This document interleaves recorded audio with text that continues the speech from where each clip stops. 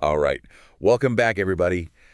This week, we're going deep on crypto. And you Yeah, guys gave us a ton to work with this week. Articles, posts, you name it. it is a lot, And let me tell you, there's some really, really interesting stuff happening out there. for sure.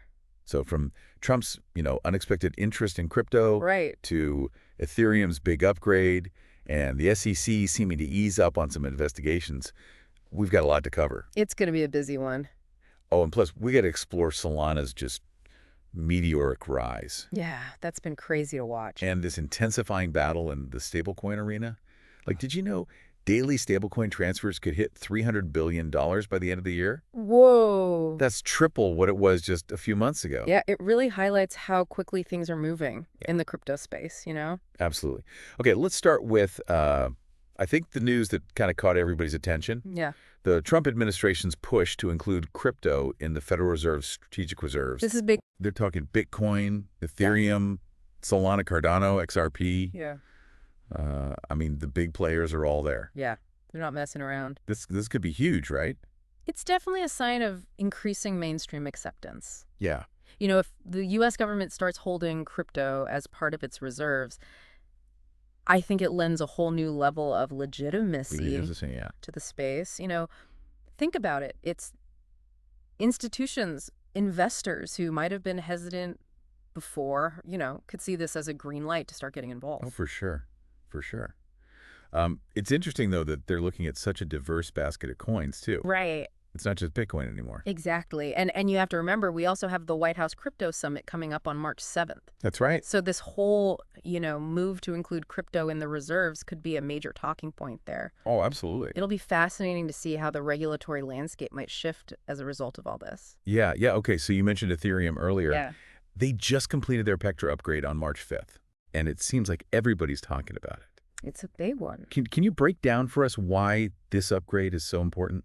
Sure. So for anyone who's maybe not, super familiar, Yeah. Ethereum has been working on solving these issues with scalability. So, how many transactions the network can handle? Right, right. And staking. Yeah. Which is how people can help secure the network and earn rewards in the process. Yeah. So this Pectra upgrade tackles both of those. Okay. They've increased the maximum stake amount, which means more people can participate in securing the network Okay. and potentially earning rewards. And they've also made the process a lot easier, Okay. so it's more streamlined for everyone. Oh, that's good. That's good. And didn't they also revamp their leadership structure? They did. Yeah. The Ethereum Foundation has a more defined hierarchy now, Okay. which seems to have really helped with coordinating the upgrade rollout. Right. It's a positive sign of, organization and long-term planning. Oh. Okay, good signs. All good signs, and especially with Ether holding steady around $2,200 after the upgrade. Yeah, seems like the market's responding well. Yeah. Okay, so let's shift gears a little bit. Okay. The SEC made some surprising moves this week, closing investigations into several major crypto companies. Yeah, I was surprised by this. Gemini, Coinbase, Robinhood, OpenSea, Uniswap, That's a big list. without filing charges. That's a pretty big deal, isn't it?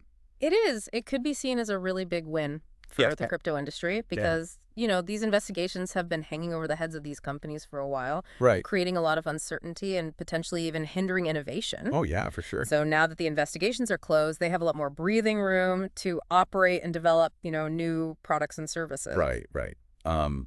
But we also saw some kind of contrasting reactions, right? Like Yeah. Cameron Winklevoss from Gemini. Yeah. He was calling for penalties against the regulators. Yeah, that's a good point. Right. It shows that there's still a lot of tension. Yeah. Between the crypto industry and regulators. Right. So while this news from the SEC is definitely positive, Yeah. there's still a very strong sentiment out there that clearer guidelines and regulations are needed Yeah. to really foster, a truly stable and thriving crypto ecosystem. Yeah, that makes sense. That makes sense. And of course, we can't forget about the ongoing Ripple litigation Of course. and this recent XRP ETF filing. Right. It's all It connected. seems like the SEC is really, trying to find its footing in all of this. Yeah, they're figuring it out as they go. Yeah.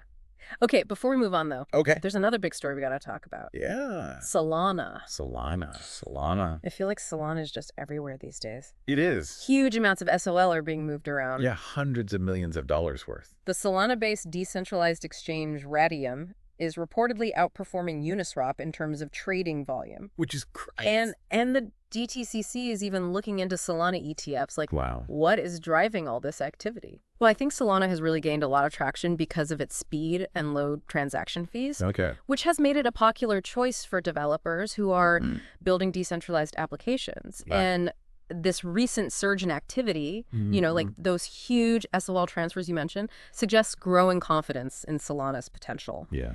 Keep in mind the FTX Alameda estate wallets. Right. They just received a huge influx of SOL signaling a potential redistribution phase that could be shaking things up. Oh, wow. Okay, so that's part of it. Yeah. And, when you see traditional financial institutions like the DTCC considering Solana ETFs, Right. it does feel like the legitimacy is growing. Yeah. Yeah, for sure. Okay.